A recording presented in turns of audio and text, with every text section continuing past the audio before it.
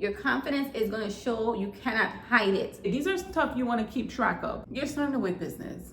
You're starting a wig business and you're trying to figure out how many wigs do I need to buy to get this business started and how you're going to go about doing that. Let's talk about it.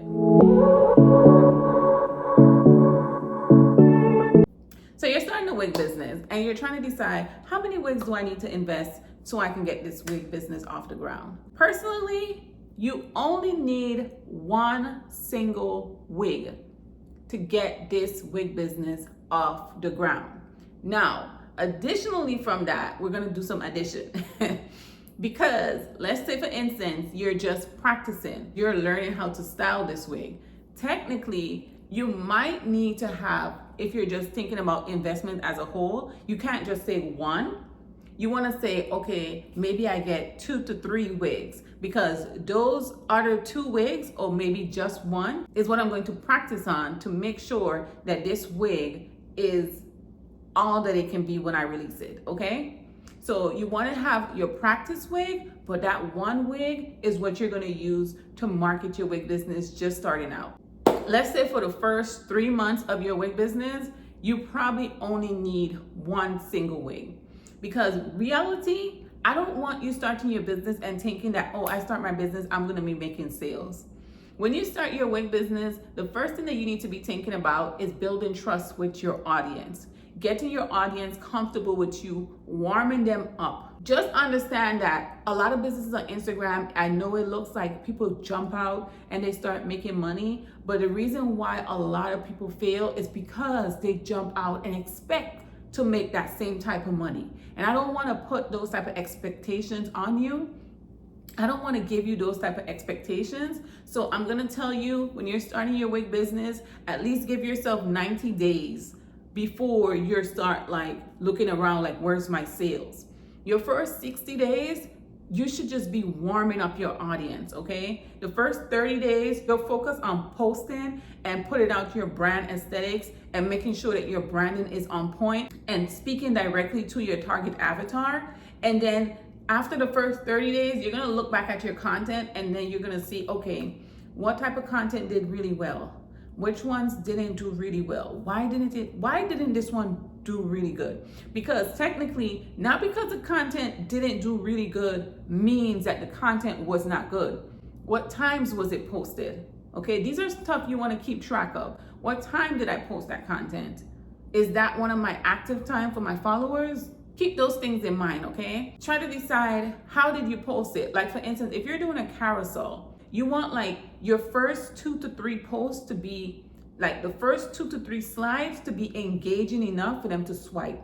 So like when I do a carousel, a lot of times I like to put like a static image for the first one, and then for the second one, I like to put a video.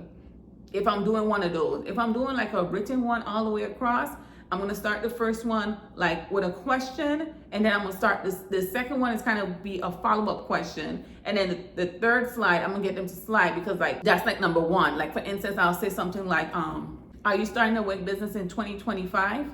That would be like the first slide. The second slide will say, here's what you need to do to make maximum profit in your hair business if you're just starting out in 2025, something like that. Follow these 5 steps in starting your wig business in 2025 to make maximum profit. Then the third slide would be number 1. That makes sense? So just kind of take evaluation of how the post did, why didn't the post do well, why did the post do good, and of course the ones that did very well, you want to recreate those type of posts very similar and post them again, maybe not the next month, but in the 3rd month. So like after 60 days or after 30 to 60 days, you want to like repost something similar, okay? Because that's what you're focused on. In the first 30 days, it's just building out your brand aesthetics and making sure that people come in and get comfortable with your brand. You're not too much focused on selling. If you start to get sales, that's amazing. I love that for you.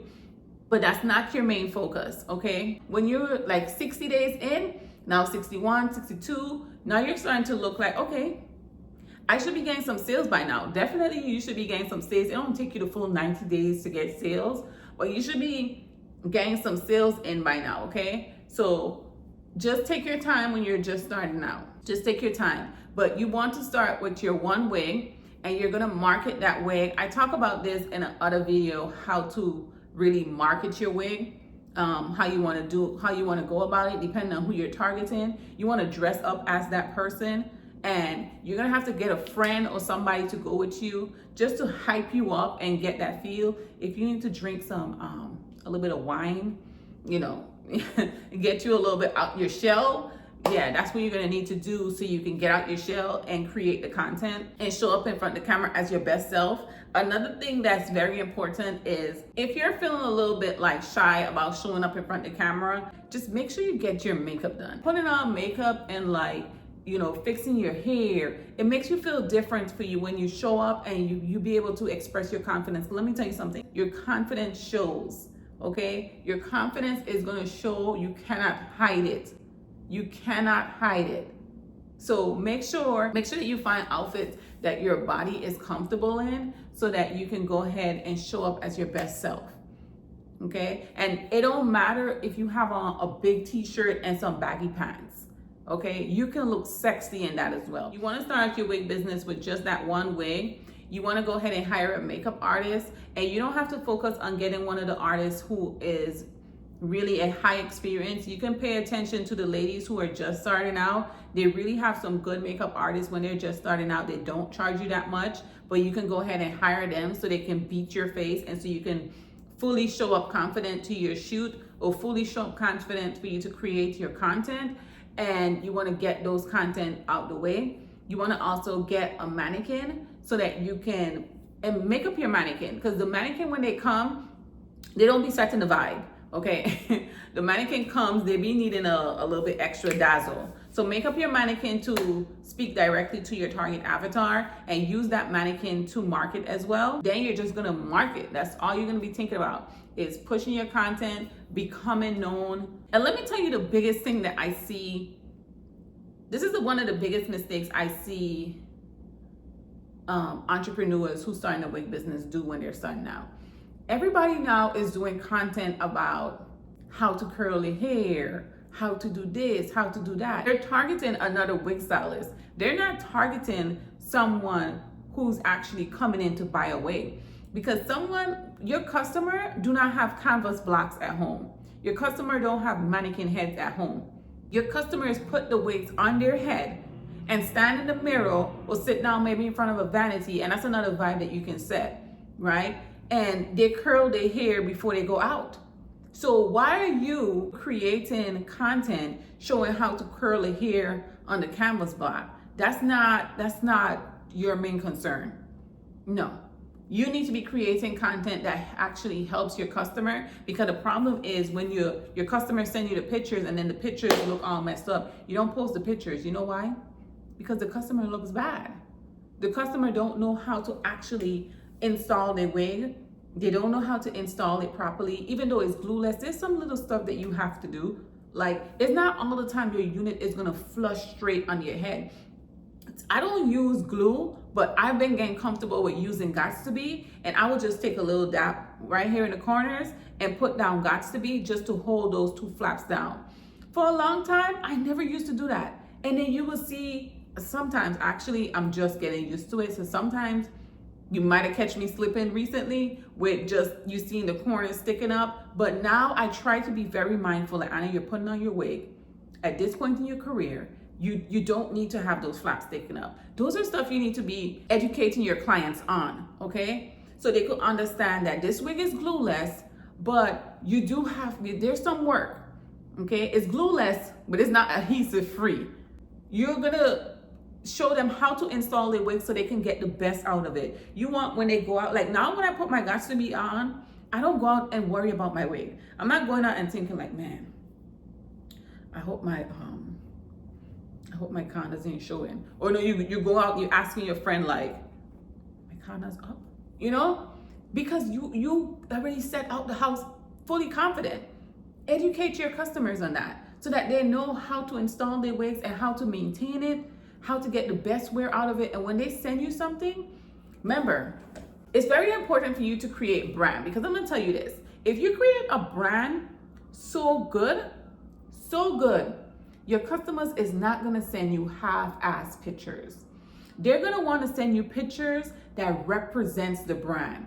They're gonna step it up to create a picture, right? To send in for you for a review that aligns with your brand. You understand what I'm saying? Like, if for instance, Apple's supposed to start a clothing line. I know this is weird, but let's say Apple's supposed to start a clothing line, right? You know that this clothing line is gonna be clean, aesthetically pleasing. Clean, aesthetically pleasing. For instance, let's say they just start a clothing line with white shirts, just plain white t-shirts. If you're supposed to send in a picture with you have on that clean, plain white t-shirt, you're gonna make sure that t-shirt is ironed to the crisp. You're probably gonna put on some gold accessories, silver accessories, because maybe Apple don't do color. Maybe they only focus on like bronze or golds, you know, those type of steel, metallic looking stuff. You're gonna find accessories and put those on that represents that brand because you respect that brand. Build a brand that somebody respects, so that when they send you your product photos or the review photos, you're able to actually post your customers. You see Skims? You see how the women show up for Skims? Even when I wear my Skims, I have to put on my makeup. I have the boxers pants, right?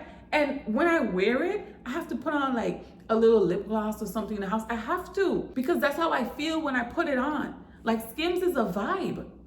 Like, Kim Kardashian, she's a whole vibe. You have to respect her work ethic. You know, people think about her, how she come up. She got known for how she got known. You cannot take away from her work ethic that she put in. Super important. I respect her 110%. She's a boss. You've got to respect it, okay? So create a brand that your customers are going to respect. Aesthetics play a big role in branding. Take your time with your aesthetics and create a memorable brand that your customers will want to imitate, emulate. First of all, I'm working on my words, but anyways. So if you're starting out with your wig business, you need to get 3 wigs, and one of them is going to be your main wig that you're going to use to market over and over and over. For the first 3 months, you only need that one wig. Another thing that I didn't talk about that is just something for you to keep in mind. If you're starting out and you feel super confident about selling a little higher end, let's say for instance, like say $500, $600, $700, that's absolutely great. I love that for you. If you're a little bit more like timid and trying to, you know, ease your way into the market and you want to make sales, I would definitely go with shorter lengths, because shorter lengths cost less for you and for the customer. So if I'm supposed to like start a wig business right now, it would be like some type of bob cut style that I would slay the out of that hair. Okay, it will have bust down parts, sleek hairlines. I don't do baby hairs. It will have a nice, if I'm doing a blunt cut, a blunt crisp cut, like everything will be on point for that wig, because that wig is gonna go. It's gonna go.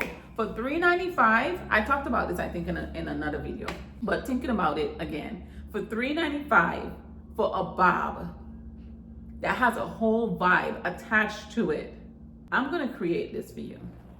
I'm gonna create the whole brand, and I'm gonna, not the whole thing, but I'm gonna create a nice bit of it, and I'm gonna put it up so you have an actual visual of it. But you're gonna use the other 2 wigs so that you can practice and make sure that you're able to really execute the look of whatever choice that you decide. If you do decide to do longer lengths, that's absolutely fine as well. Depending on your target audience, you can still have longer lengths at really low prices. So that's not a problem. But you just want to make sure you come in with something. Personally, me, if I'm supposed to start over, I will come in with something that I know is going to sell. Because I know my skills is up to par. I know that I'm gonna go ahead and I'm gonna kill the style, and I'm gonna come in and just create the branding, and it's gonna sell. And that's gonna give me the money to really invest into what I really want to do for my brand. Let's say for instance, I really wanted like this look, like this is a 26 inch that I cut to like 24. But let's say I really wanted like looks like this. I would come in, because you have to make a plan when you're starting your business. I will come in knowing that I don't have the money to fully invest, but I will come in to go ahead and make the money so that I can come back and really put out the style that I want to put. So now I started with bob blunt cuts, but the next style that I'm gonna drop is gonna be a 26-inch nice soft curl layered unit. Man, this hair been holding on to my hand just now, and I was trying to keep my cool, right? But I'm like, the way how this thing tugging at my hand, like, why does it feel like somebody? And it's just this hair. I don't know why it's doing that. I nearly lost my... Anyways, talk to you guys in the video. Love you till next time, babe. I won't make it easy for you now.